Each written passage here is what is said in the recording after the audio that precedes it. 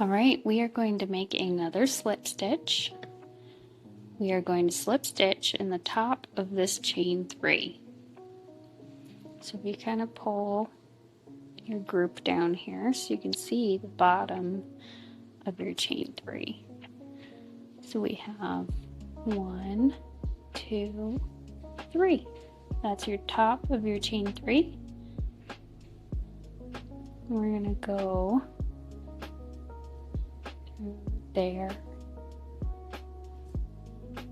Sometimes it can be a little snug, as you can see there.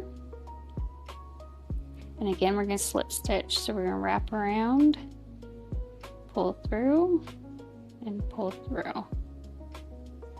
That is the completed round 1.